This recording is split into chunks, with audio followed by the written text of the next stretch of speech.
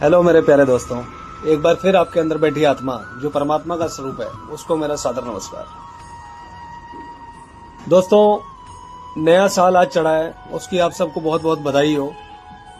और आज नए साल की पहली सुबह, पहली सूर्य की किरण हमारे पृथ्वी पे पड़ी और इसी आगाज के साथ हम अपना नया साल शुरू करेंगे। यही प्रण रखेंगे कि इस नए साल में कोई भी चीज, कोई भी परिस्थिति, कोई भी सिचुएशन हमें दुखी ना कर पाए। बस यही प्रण के साथ अपनी उस सूरज की पहली किरण का स्वागत करेंगे, आगमन करेंगे। और इसी के साथ मैं एक बार फिर आप सबको नए साल की बहुत बहुत बधाई देता हूं। साथ में एक आपको बात बोलना चाहता हूं कि मेरे पास दुनिया भर के मैसेजेस लोगों के आ रहे हैं, उन सबको भी नया साल मुबारक हो, बधाई हो।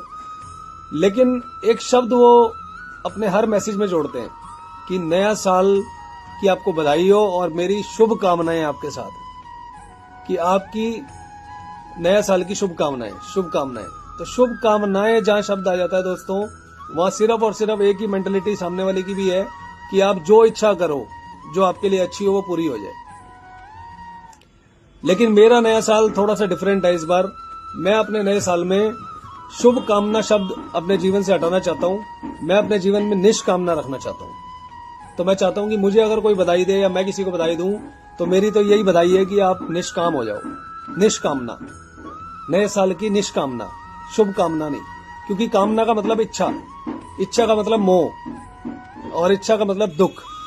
क्योंकि मेरे किसी चाहने वाले ने, डियरेस्ट नियरेस्ट ने अगर मुझे बोला कि हैप्पी न्यू ईयर और आपको नए साल की शुभकामनाएं, तो मेरे साथ जीवन में एक चीज जुड़ गई कि भैया मेरी जो भी कामना, जो मैं शुभ मानता हूं, जिसको मैं शुभ मानता हूं, वो पूरी हो जाए। अगर वो मेरी इच्छा पूरी नहीं हुई तो दुख बन गया। तो मेरा एम सिर्फ इतना है कि आपको पूरे जीवन सुखी रहना, पूरे जीवन खुश रहना, हैप्पी रहना, आनंदित रहना, यही मेरा एम है। तो आपको निष्काम होना सिखाना। तो कामना शुभ हो या अशुभ हो, कामना आपने रखनी नहीं है, आपने निष्कामना रखनी है। निष्काम रखना है अपने आप को, यानी कि अपना सिर्फ कर्म करना है, जिसके लिए हमें, हमारा पुरुषार्थ है, कर्म करना हमारा जीवन है, हमें कर्म करना ही करना है। बट उसका फल क्या मिलेगा, कितना मिलेगा, मेरे मुताबिक वो शुभ होगा, सामने वाले के मुताबिक अशुभ होगा, वो क्या होगा, वो सब हम करने वाले पे छोड़ते हैं। क्योंकि तूने ही मुझे जीवन दिया है और तेरा ही तेरा सब कुछ है। शुभ भी तेरा, अशुभ भी तेरा, फायदा भी तेरा, नुकसान भी तेरा, सुख भी तेरा, दुख भी तेरा, लाभ भी तेरा, हानि भी तेरी। जब सब कुछ तेरा ही तेरा है, तो मैं उसमें शुभ और अशुभ का शब्द यूज ही क्यों करूंगा। यानी कि शुभ हुआ तो सुख हुआ, अशुभ हो गया तो दुख हुआ।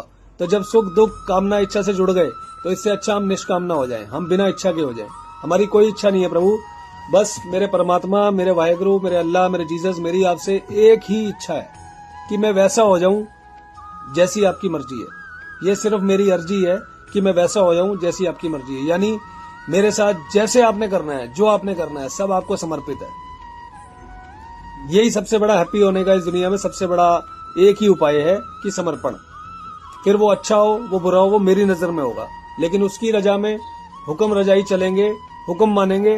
तो जैसे उसके ऊपर वाले का हुक्म होगा, जैसे उसका ऑर्डर होगा, उस पर हम सिर्फ कर्म करेंगे, अपना फल भी वो देखेगा। तो दोस्तों, एक बार फिर नए साल की निष्कामनाएं आप सबको। तो प्लीज निष्काम होकर आप इस जीवन को जियो और जीवन में सिर्फ अपना कर्म करते रहो। जैसा हमारा गीता का भी उद्देश्य है कि कर्म करो, फल की चिंता मत करो। तो कर्म करना आपका काम है, फल देना ऊपर वाले का काम है।